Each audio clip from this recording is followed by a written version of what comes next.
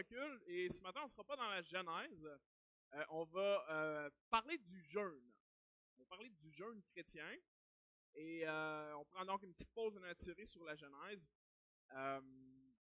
Et ceci étant dit, bienvenue à notre deuxième partie.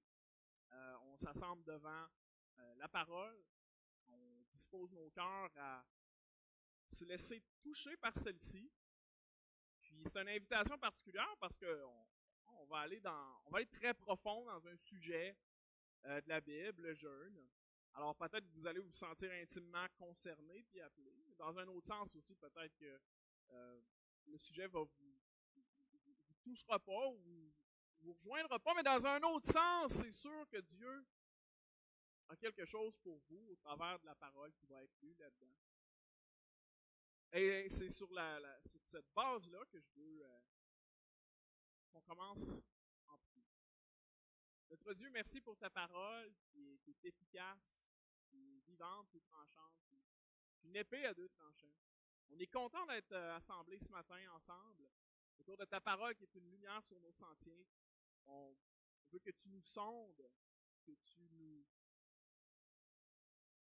amènes à mieux aimer Jésus, à mieux le représenter.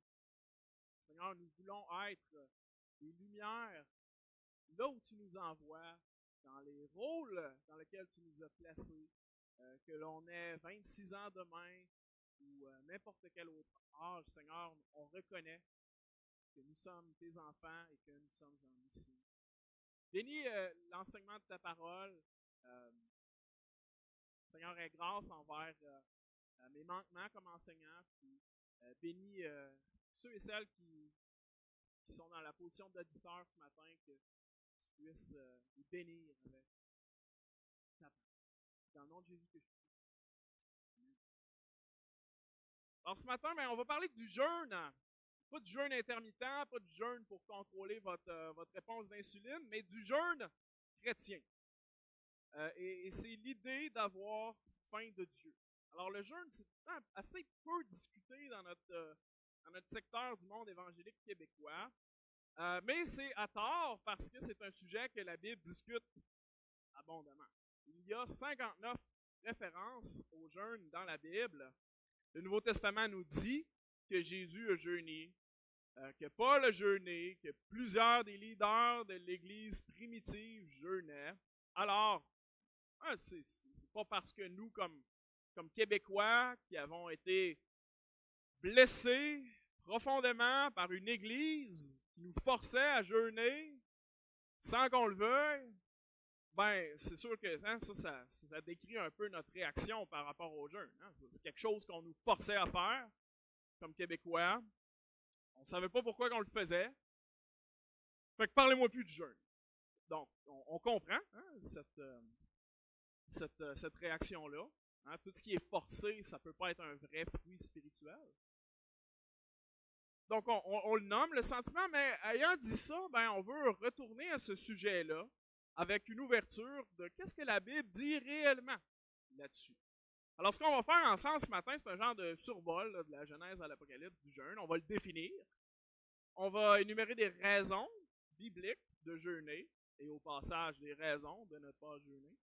Et aussi, on va terminer avec comment le pratiquer. Si ça m'interpelle, comment est-ce que je peux faire un pas dans cette direction-là. Et je commence avec une définition. Alors, cette définition-là, vous voyez, elle n'est pas tirée de la Bible. C'est un genre de condensé de ce qu'on trouve dans la Bible.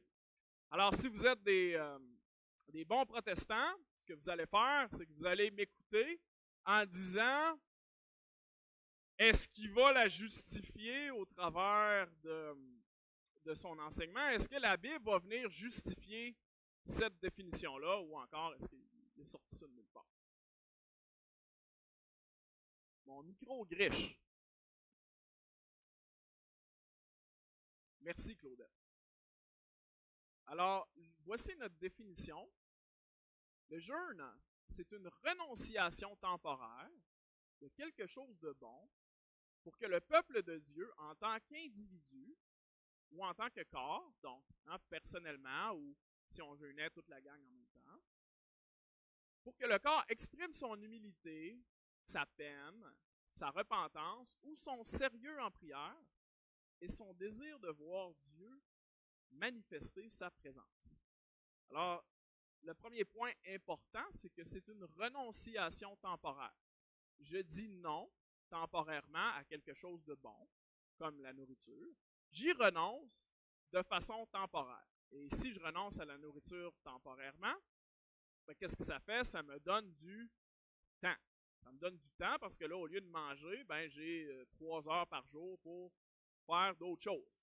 Alors, vous voyez, le point temporaire, c'est important parce que Dieu nous a créés avec le besoin de manger. Donc, je ne peux pas renoncer à une bonne chose pour laquelle je suis créé. Mais je peux le faire d'une façon temporaire. Deuxième chose importante dans notre définition, ben, c'est qu'on renonce à quelque chose de bon. Donc, c'est pas de dire que le corps avec lequel Dieu nous a créés, c'est pas de dire que les aliments, ce n'est pas spirituel, c'est pas ça du tout. C'est simplement de dire, on dit non temporairement à quelque chose de bon pour se concentrer sur une autre chose qui est bonne. Et le troisième affaire que je souligne dans la définition, c'est que c'est associé à la prière. C'est-à-dire que le jeûne, c'est un serviteur de la prière. Parce que, pour au moins 2 raisons. Ça te dégage du temps pour prier. Puis après ça, mais quand tu jeûnes, qu'est-ce que tu as? Tu as faim. N'est-ce pas? Ouais. Donc, quand tu as faim, ben, et que tu pries, ben, tu utilises un peu ce que ton cerveau te dit, ce que ton ventre te communique, j'ai faim, et tu rediriges ça pour te dire, hey, j'ai faim de Dieu. J'ai faim, j'ai hâte à son retour. Donc, c'est dans ce sens-là que le jeûne, c'est une renonciation temporaire de quelque chose de bon pour se concentrer sur la prière. Alors ça, c'est notre idée générale. En gros, c'est ce qu'on va voir aujourd'hui et on va essayer de le justifier au travers de qu'est-ce que la Bible dit. Au fond, ça, c'est vraiment un genre de résumé de qu'est-ce que la Bible enseigne. Et là, je vais essayer d'en faire un petit peu la preuve. Première question que je nous pose, puis je vous invite à tourner dans Matthieu 9. Matthieu 9. Dans Matthieu 9, on va se poser la question, c'est quoi qui est au cœur du jeûne? Qu'est-ce qui est au cœur du jeûne?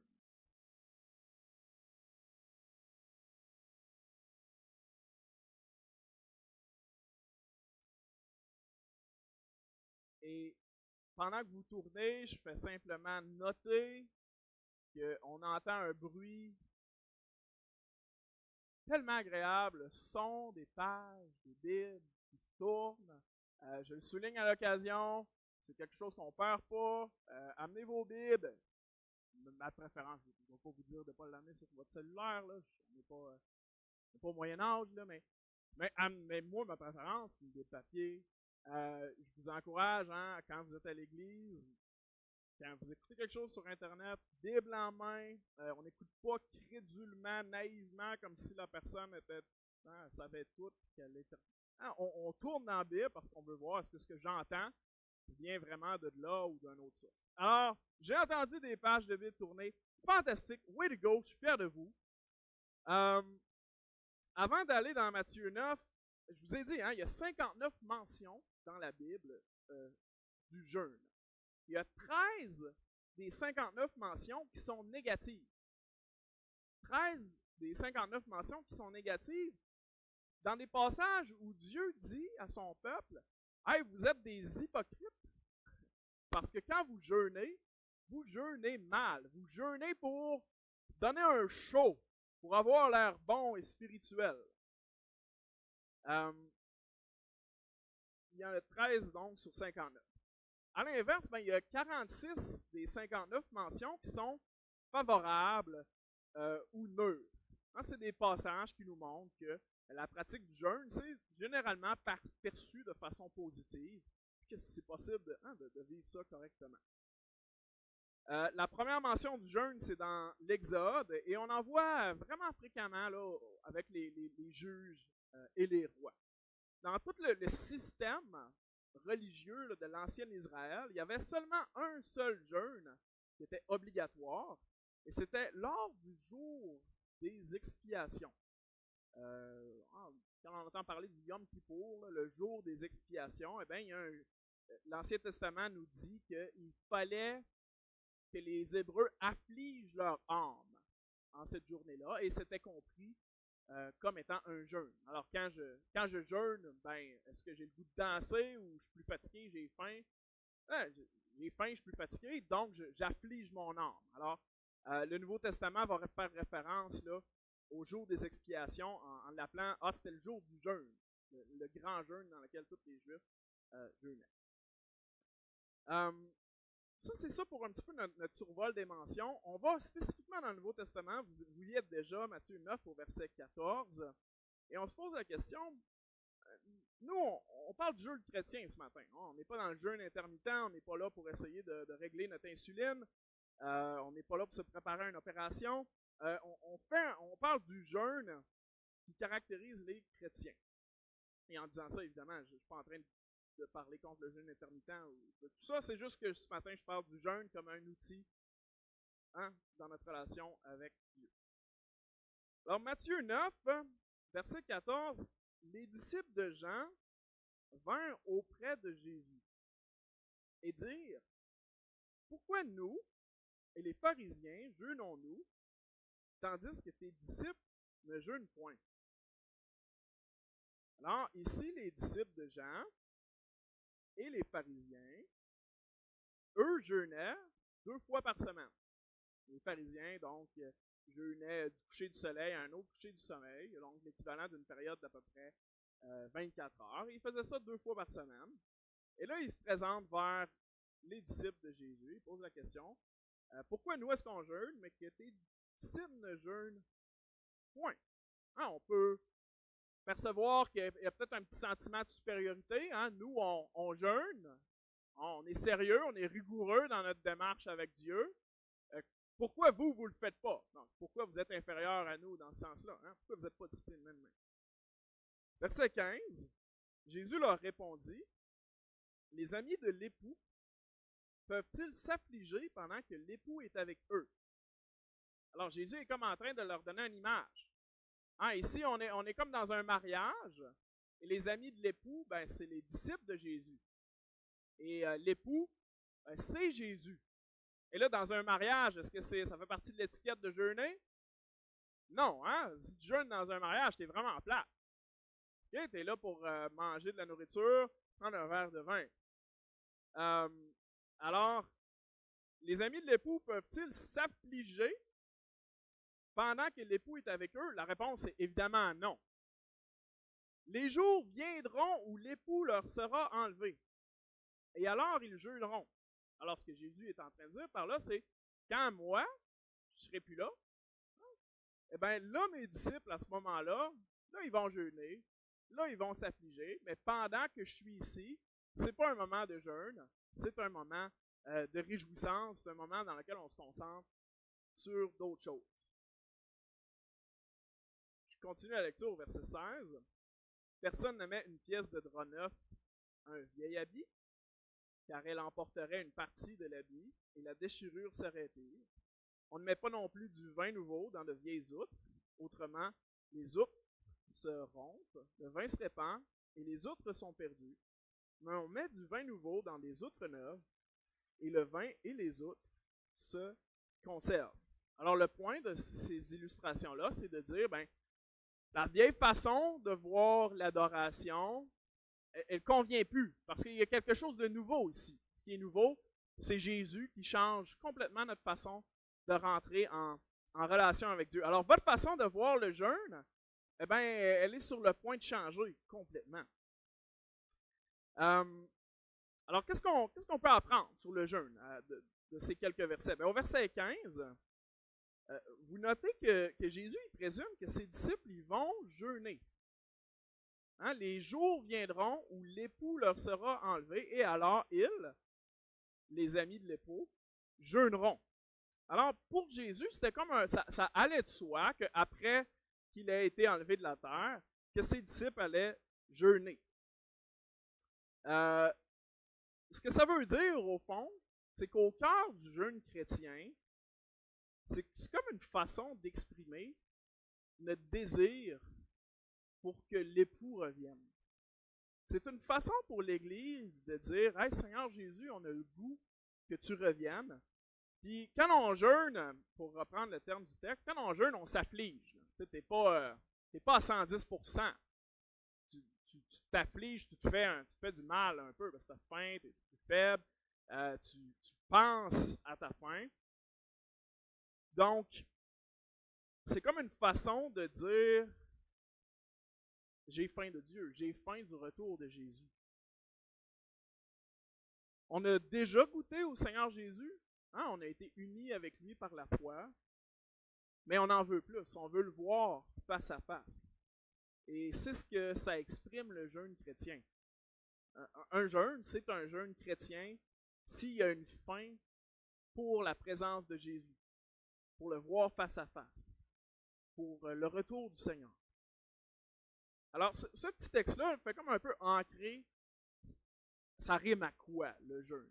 Ben, c'est comme une façon d'utiliser notre corps là, pour vraiment saisir notre besoin de la présence du Seigneur. Tu sais, des fois, on est un peu endormi par la vie, puis on ne sent plus grand-chose. Hein, on peut être comme pogné dans un cycle, on va au travers d'émotions. Vous voyez un peu ce que je veux dire? Ben, tu sais, le jeûne, ça peut être comme un genre de petit coup de fouet, tu sais, qui va utiliser la façon dont notre corps est fait et a naturellement besoin de nourriture, puis comment on peut utiliser, comment notre corps est fait, les signaux de la faim, comment notre cerveau a faim de nourriture pour rediriger ça vers une sensation spirituelle. Bon, c'est assez conceptuel là, ce que je suis en train de dire, mais de le faire, ça vient comme mettre une expérience un peu sur le concept. OK, on poursuit avec un autre texte, Matthieu 6. Matthieu 6.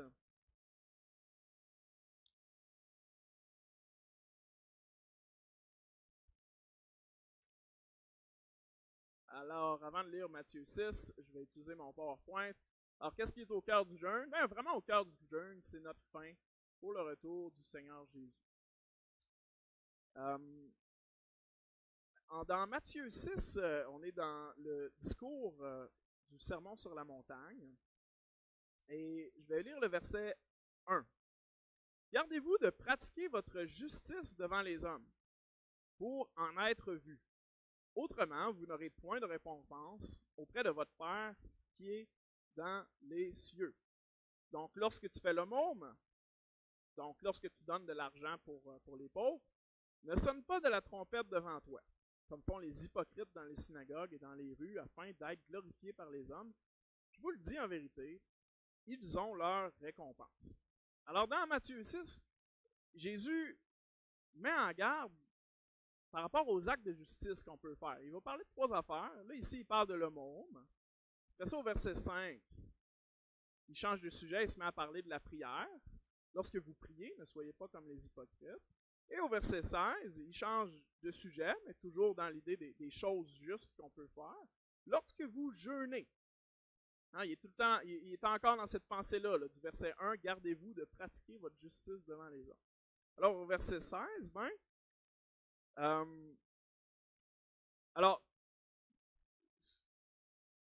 donc on voit que Jésus considère le jeûne comme un de ces actes de justice-là. Selon Jésus, le jeûne, c'est quelque chose qui peut être une bonne chose, une chose juste à faire. Et là, il nous met en garde comment ça peut devenir une chose horrible. Verset 16, lorsque vous jeûnez, ne prenez pas un air triste, comme les hypocrites, qui se rendent le visage tout défait pour montrer aux hommes qu'ils jeûnent. Je vous le dis en vérité, ils ont leur récompense. Donc, ici, vous avez vu, hein? Jésus n'a pas dit si vous jeûnez, mais il a dit lorsque vous jeûnez. C'est comme s'il présume un petit peu que ça fait partie de l'expérience normale de ses disciples. Lorsque vous jeûnez, ne prenez pas un air triste comme les hypocrites qui se rendent le visage tout défait pour montrer aux hommes qu'ils jeûnent. Je vous le dis en vérité, ils ont leur récompense. Alors, on se pose la question, mais c'est quoi la récompense des hypocrites? À quoi ça sert? C'est quoi la récompense? Eh bien, un hypocrite, ça utilise Dieu pour obtenir le regard des autres, pour obtenir de l'approbation. Alors, par le jeûne, ben, ils ne veulent pas adorer Dieu, puis être proche de lui en prière. Qu'est-ce qu'ils veulent? Ils veulent être vus par les autres, et ils veulent être adorés par les autres. Alors, au fond, c'est l'inverse de ce que c'est vraiment prier et jeûner. Alors, c'est ça qu'ils veulent avoir, ben, c'est ça leur récompense. Hein? Ils l'ont eu, leur récompense. Vous voyez au verset 17, il nous donne un autre scénario, par exemple. Mais quand tu jeûnes, parfume ta tête et lave ton visage. Alors, le Seigneur est en train de nous dire, mais creuse-toi la tête pour être certain que personne ne te voit, que personne ne le remarque. Voici sur mon Instagram, je suis à mon 15e jour de jeûne. Je l'écris je le mets sur une pancarte chez nous. Et non, au contraire, Jésus nous dit même de se maquiller, de se maquiller pour pas que ça paraisse. Alors, peut-être certains hommes vont devoir commencer à se maquiller. Verset 18. Afin de ne pas montrer aux hommes que tu jeûnes, mais à ton Père qui est là dans le lieu secret, et ton Père qui voit dans le secret, te le rendra. Alors, au verset 18, ben, le Seigneur il nous dit qu'il y a un bénéfice à jeûner. Il y a un bénéfice parce que le Seigneur va nous rendre quelque chose. Le Seigneur lui-même va le bénir, ce jeûne-là. Alors, si Dieu bénit le jeûne, ben, on se pose la question, c'est quoi un jeûne que Dieu bénit? Parce que c'est ce genre de jeûne-là qui m'intéresse moi. Là. Les autres sortes de jeûnes, comme celui des hypocrites, ben, naturellement, on ne veut pas ça. Je fais sur pause. À ce point-ci, on voit l'approche équilibrée de la Bible sur le jeûne. On est capable de dire que la Bible, elle ne l'interdit pas. Hein? C'est pas interdit, le jeûne. Mais à l'inverse, c'est pas commandé non plus. C'est pas obligatoire. Non, par exemple, comme dans l'islam, où c'est à peu près obligatoire, là, à moins de raisons de santé ou de déplacement. Donc, c'est pas obligatoire, mais c'est pas défendu non plus. Jésus, lui, il sait cependant que ses disciples vont jeûner. Ça va être quelque chose qui va caractériser l'expérience. Donc, la Bible présume que c'est naturel sans le commander, sans le défendre. Alors, c'est quoi donc les circonstances où Dieu ne récompense pas le jeûne? C'est quoi le jeûne que Dieu haït? Eh bien, la première chose, c'est l'hypocrisie, et c'était bien souligné dans le texte. Si le jeûne est fait de façon hypocrite ou pour paraître spirituel, eh bien, c'est le genre de jeûne qui est ruiné, qui ne plaît pas à Dieu. Alors, je parlais avec une sœur il y a quelques années qui était dans une famille d'église où il y avait beaucoup de pression et beaucoup d'accent sur le jeûne. Et dans son église locale à elle, ben, le jeûne le plus long était affiché là, sur le tableau dans le fond. Donc, sœur une telle a fait un jeûne, par exemple, de 21 jours. Il n'y avait pas de... C'était pas invité, c'était plutôt forcé. Il y avait de la pression à le faire. Donc, elle avait 4 enfants à ce moment-là. À la maison, elle était 100% débordée. Donc, elle jeûnait, mais elle n'avait pas plus de temps pour prier. Donc, vous voyez que la situation était complètement absurde. Donc là, on prend quelque chose de bon, hein, une discipline spirituelle, mais on en fait quelque chose de complètement insensé pour une mère de famille qui, oui, va jeûner, mais qui n'aura pas plus une seconde pour prier à cause de sa situation de vie. Donc, ça devient comme un mérite. Et là, ce n'est pas un fruit spirituel, c'est quelque chose qu'on lui a forcé à faire. Et donc, si c'est forcé, ben, ça ne peut pas ça peut pas être librement offert à Dieu. Alors, hein, si c'est quelque chose que je fais, ben, ça doit être librement offert. Puis, je note ici que comme peuple, ben, on a été forcé de jeûner dans le passé. On en est traumatisé aujourd'hui. Donc, en parlant de ce sujet-là à l'Église, j'en parle pas, j'en parle parce que la Bible en parle, mais on doit toujours en parler dans un aspect d'invitation à connecter avec Dieu et non pas dans un concours de « Hey, tu m'as-tu vu? Je jeûne plus que toi, etc. » Là, ça devient le genre de jeûne que Dieu déteste.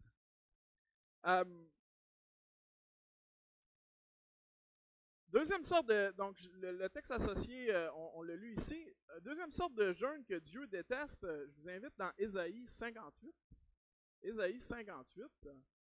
Et c'est les jeûnes qui sont pratiqués par les gens qui sont injustes, par les gens qui méprisent les autres, qui ne font pas le bien qu'ils devraient faire et qui font le mal, qui oppriment les autres. Donc, Ésaïe 58,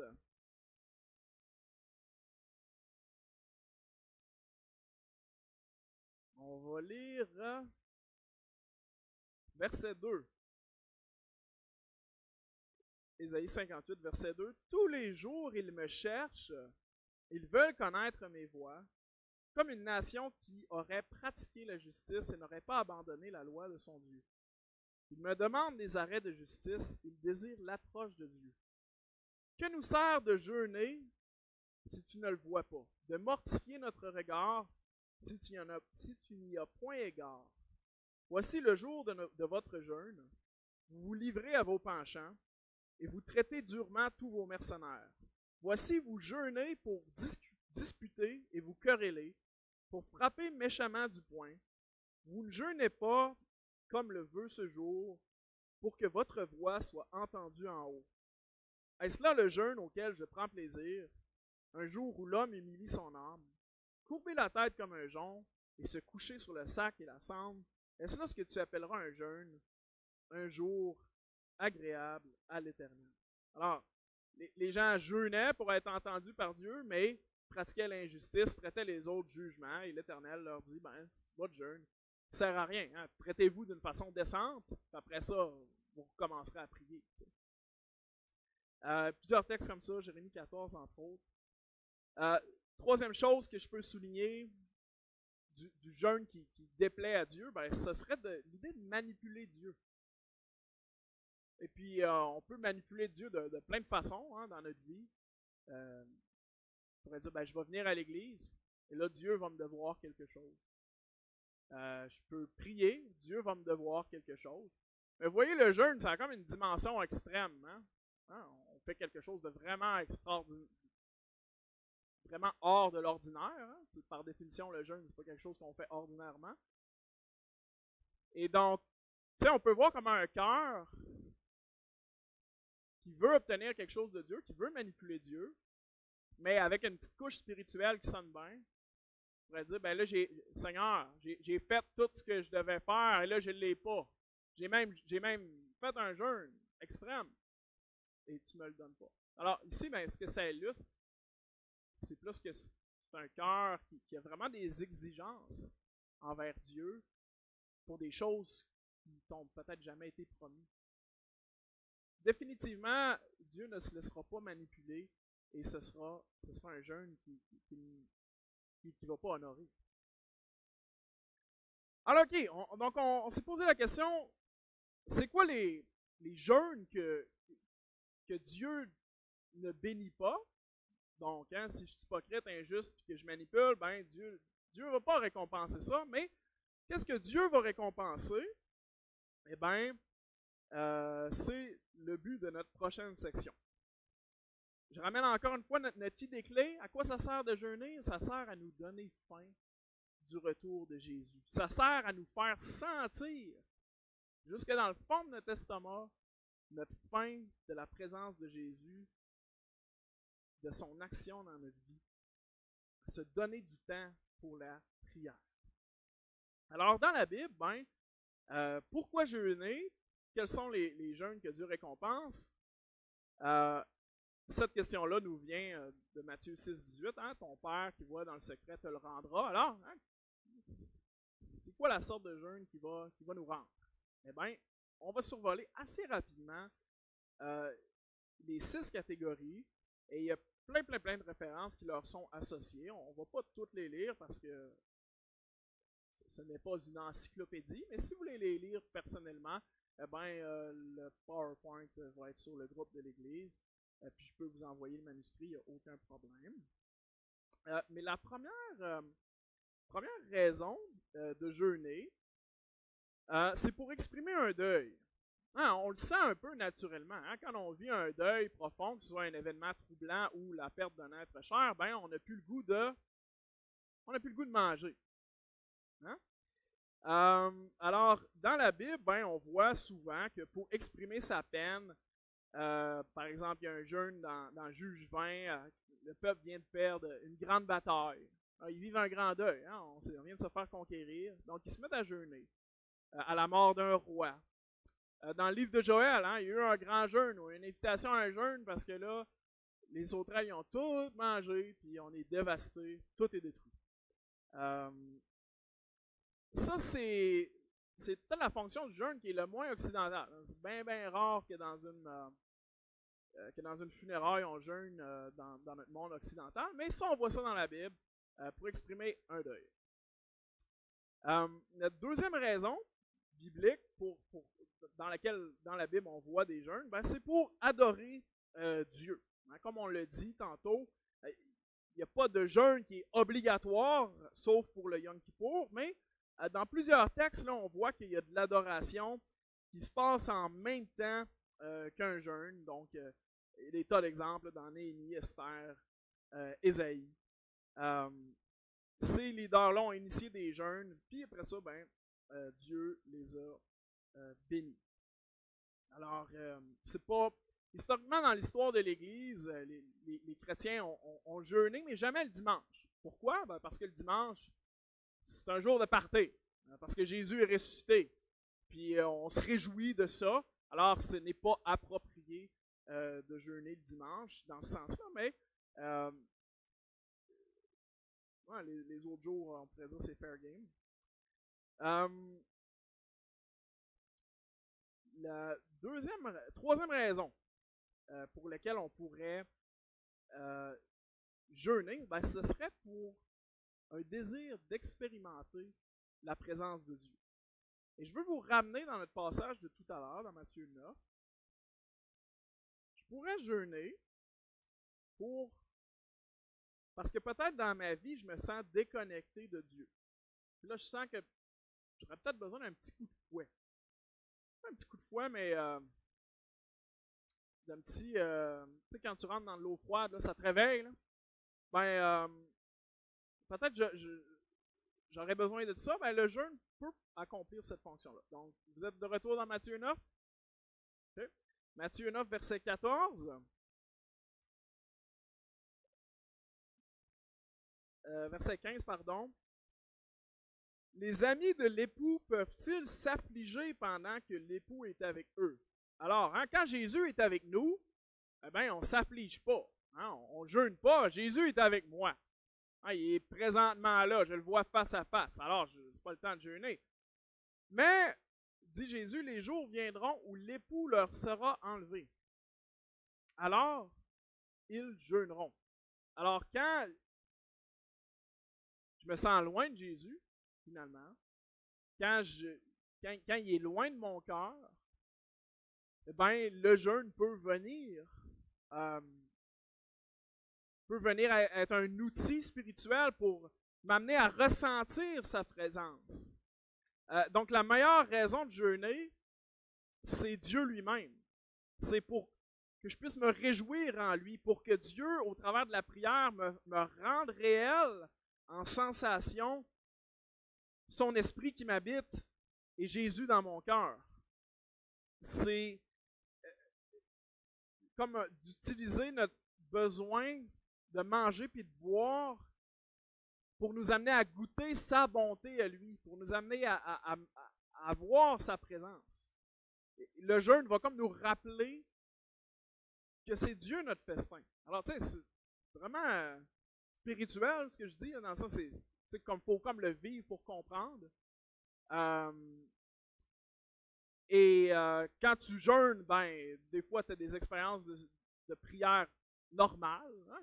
Ça ressemble à de la prière normale, mais dans certaines autres occasions, eh ben, le Seigneur peut se servir d'un jeûne pour vraiment t'imprimer sur ton cœur peut-être une conscience particulière de sa présence. Te montrer qu'il est présent dans tes circonstances d'une façon que tu n'avais pas vue avant. Mettre en lumière un coin de ton cœur qui est contrôlé par le péché. C'est des idées générales, mais c'est des choses qui peuvent se passer quand on s'approche de Dieu de cette façon-là. Alors, par rapport au jeûne, ben, est-ce que vous êtes déjà senti loin de Jésus? Sûrement, hein?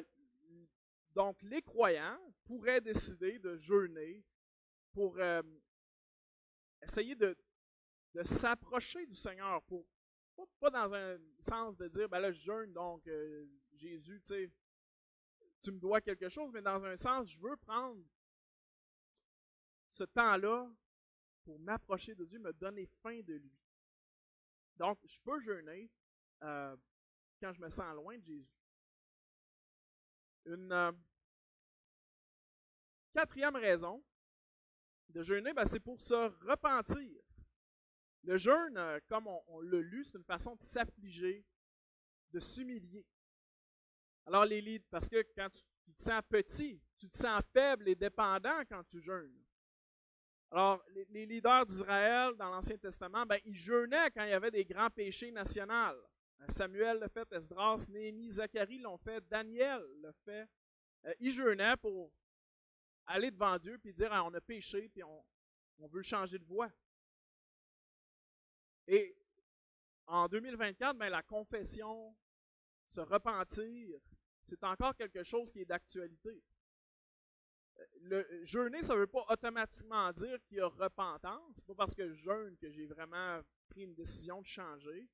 Mais tu peux voir que ça va t'aider à exprimer devant Dieu ton sérieux, puis à t'encourager à la fidélité. Donc, je me souviens une fois dans ma vie où j'étais comme endurci par un péché, puis que j'étais plus sensible à ça. Ça me faisait plus rien. Puis j'avais décidé de consacrer du temps en jeûne pour en gros demander à Dieu qu'il m'ordonne une sensibilité sur ce péché-là qui avait un impact sur les autres. Donc ça, c'est un exemple personnel de comment Dieu l'a utilisé dans ma vie dans ma vingtaine. Donc, une raison biblique, ben, c'est de se repentir.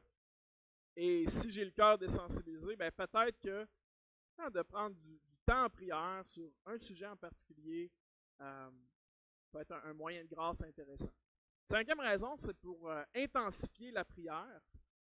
Alors, les personnages de la Bible jeûnaient souvent pendant qu'ils intercédaient pour les autres, pour leurs propres besoins. Les leaders, ils jeûnaient pour leur succès militaire ou dans leurs actes de foi. Dans Matthieu 6, tantôt, on l'a lu, eh bien, Jésus nous parle du jeûne comme un aide à la dévotion en prière.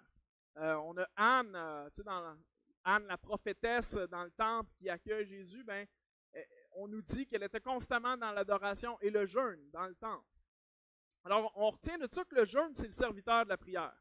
Hein, comme chrétiens, on prie à tous les jours, hein, sans nécessairement avoir un bloc dédié. Ben, on prie avant les repas, on prie au travers de nos activités. Ben, le jeûne, c'est comme un peu, on va dire, l'équivalent de vos vacances. Là. Vous n'êtes pas tout le temps en vacances, vous n'allez pas tout le temps en voyage. Ben, le jeûne, ben, c'est comme quelque chose qu'on fait occasionnellement pour se concentrer sur un aspect de notre vie spirituelle que Dieu nous met à cœur. Le jeûne va exprimer notre sérieux et notre intensité. Donc, c'est dans ce sens-là que ça va être un serviteur de la prière. C'est une mesure spéciale. c'est pas, par définition, tu peux pas faire ça. Tu peux pas faire ça à tous les jours. Ce serait pas bon. Hein? Donc, si, disons, j'ai de la misère à me concentrer, il y a quelque chose d'important pour lequel je devrais chercher la face de l'Éternel, mais j'ai jamais le temps de le faire. Ben, hein, le jeûne peut être quelque chose d'approprié pour une telle situation. Notre dernière raison pour jeûner, c'est pour le service du Seigneur. Alors, parfois, le jeûne est pratiqué en lien avec certains ministères. Je vais seulement lire un texte dans cette catégorie-là, dans Acte 13. Je vous invite à y tourner. Acte 13. Acte 13, verset 1.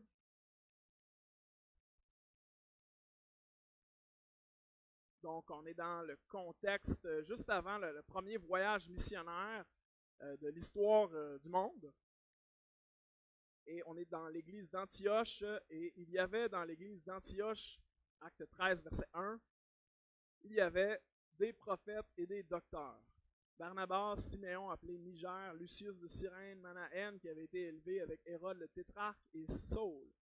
Et pendant qu'ils servaient le Seigneur dans leur ministère et qu'ils jeûnaient, le Saint-Esprit dit, « Mettez-moi à part Barnabas et Saul pour l'œuvre à laquelle je les ai appelés. » Alors, ils sont en train de servir, ils sont en train de jeûner, ils sont dans un moment de prière spéciale, et là, ils entendent une révélation de l'Esprit Saint. Ils entendent l'Esprit Saint qui leur dit, « Mettez-moi à part Barnabas et Saul pour l'œuvre à laquelle je les ai appelés. » Alors, ils priaient d'une façon intense, et Dieu a répondu avec une prophétie qui a changé le cours de l'histoire. Le monde n'a jamais été pareil depuis. Et ben, c'était en réponse à un effort sérieux de chercher la volonté de Dieu. Alors, dans certaines phases, certains moments de la vie de l'Église, ben, ça peut être approprié de le faire en groupe, un petit peu comme ces gars-là le faisaient, pour rechercher la volonté du Seigneur sur quelque chose de particulièrement important. Dans ce cas-ci, c'était complètement nouveau. Et il y avait besoin d'entendre l'Esprit de Dieu à ce sujet-là. Et comme il nous reste 3 minutes, je saute à comment. J'avais une section sur est-ce que le jeûne en groupe contredit Jésus? La réponse est non. Je n'expliquerai pas pourquoi. Mais, parce qu'on n'a pas le temps. Mais donc, OK, tu nous as beaucoup parlé du jeûne ce matin. Comment je commence, puis à quoi ça peut ressembler? Ben, je vous dirais, commencez petit. Si vous avez à cœur d'essayer d'expérimenter avec cette réalité-là que la Bible décrit, ben, commencez pas avec quelque chose de pas de bon sens puis d'extrême. Commencez avec un repas. Par exemple, à l'église, ben, on a 2 fois par mois, on a le midi de prière. Donc, par exemple, quelque chose qui pourrait fitter, ça pourrait être ben, je vais jeûner mon repas du midi pour participer au midi de prière. Tout ce que je dis, hein, c'est des suggestions. Il faut que ça soit libre et sans contrainte. Mais c'est un exemple. Moi, ma suggestion, c'est de commencer petit. Les jeûnes bibliques normaux durent entre 12 et 24 heures. Donc, par exemple, les disciples de Jean, ben, ils ne jeûnaient pas comme des 3 jours. Si tu jeûnes 3 jours, là, si tu es une personne normale, c'est pas fonctionnel. Les gens dans la Bible, là, quand ils jeûnent, là, c'est du coucher du soleil au coucher du soleil. Fait que moins de 24 heures, entre 12 à 24 heures. Pour que ça fitte aussi avec ce que Jésus dit, ben, ça veut dire que c'est pas censé changer ton style de vie. Les gens ne sont pas censés le remarquer. Alors, un jeûne biblique normal, ben, c'est de 12 heures à 24 heures parce que le but, c'est de simplement prendre à l'occasion le temps de tes repas pour la prière. Le jeûne de Moïse et de Jésus qui a duré 40 jours, 40 nuits, c'est des jeûnes qui sont complètement exceptionnels. C'est pas de ça qu'on parle. Donc, moi, mon encouragement, c'est de commencer petit. Après ça, la deuxième affaire, c'est de planifier ce que vous allez faire à la place de manger. Hein, le jeûne, c'est pas juste de se priver, c'est de se priver pour faire autre chose, c'est-à-dire faire le bien ou encore pour prier. Alors, ça prend un plan hein, avant de jeûner. S'il n'y a pas de but, s'il n'y a pas de plan, ou si je fais rien, ben c'est pas un jeûne, c'est juste avoir faim. C'est juste pas avoir préparé de repas. Donc, chaque jeûne chrétien doit avoir un but spirituel qui est défini. Troisième affaire, c'est de penser à comment ça va affecter les autres. Donc, le jeûne, c'est pas une permission pour être inefficace, être un mauvais employé, c'est pas une permission de pécher parce que je suis désagréable, c'est pas une permission de te désengager de la vie de ta famille. Il faut que ça s'incorpore de façon saine dans ta vie. C'est une autre chose qu'on peut considérer, c'est qu'il y a différentes sortes de jeûnes. Hein, il y a le jeûne personnel, il y a le jeûne donc, qui est privé à court terme, mais on retrouve d'autres sortes de jeûnes dans la Bible, en privé, en public, en congrégation, un jeûne national, absolu, partiel, le jeûne de Daniel, tu sais, qui avait comme certaines abstentions alimentaires, mais manger des légumes. Donc, mettons, si on parle de notre contexte à nous, ben, jeûner en famille, en petit groupe ou en église, dans un cas où on cherche la volonté du Seigneur. Donc, entre autres, bientôt, ben, on va se poser des questions sur l'avenir de notre bâtiment. On ne la connaît pas, la réponse. On a besoin d'entendre ce que Dieu a à dire là-dedans. Donc, ça pourrait être un cas approprié, par exemple, de s'encourager à la prière sérieuse. Cinquième suggestion, ben, c'est de considérer aussi jeûner de d'autres choses que de la nourriture. Alors, peut-être pour une raison de santé ou de situation de vie. Donc, par exemple, j'ai 4 enfants puis je suis complètement débordé. Ben, peut-être jeûner de nourriture, c'est pas possible pour toi, ni souhaitable, ni bon. Hein? Mais il y a d'autres choses pour lesquelles tu pourrais jeûner, des bonnes choses que tu peux laisser de côté pour te concentrer sur d'autres choses. Ça pourrait être la TV, le sport, l'ordi, les médias sociaux. Et dernière chose que je veux considérer, ben, c'est de toujours rediriger vers la fin. Toujours rediriger les signaux de faim vers Dieu. Alors la faim, si tu jeûnes, ça va être l'éléphant dans la pièce. Et le but de la faim, c'est de prendre le signal et de se dire hey, j'ai faim de Dieu, j'ai faim du retour de Dieu, j'ai faim de voir une réponse à cette requête de prière-là qui me préoccupe. Ça prend l'inconfort de la faim pour regarder vers le Seigneur, que ce soit dans notre lutte contre le péché, plaider pour le salut de quelqu'un, l'injustice, les injustices qui sont faites au Canada, être frappé de la bonté de la présence de Dieu. Alors, c'est ça notre petite étude sur le jeûne. Et c'est pas à propos de ce qu'on s'abstient, mais c'est à propos de celui dont on recherche. Et merci de votre attention. Je termine avec un petit mot de prière. Notre Dieu, nous avons faim de ton retour, de voir ton Fils face à face, d'être transformé. Et Seigneur, je te présente cette audience et ses besoins spirituels. Seigneur, tu les vois, tu les comprends plus que nous. Et eux se comprennent. Je te prie que tu te révèles à eux, que tu les consoles, que tu les exhortes, que tu les remplisses de ta grâce pour cette semaine à venir. Donne-nous, Seigneur, de te représenter, de vivre ton amour dans nos relations proches et lointaines. C'est dans le nom de Jésus que je prie ces choses. Amen. Merci de votre attention. Bon après-midi tout le monde.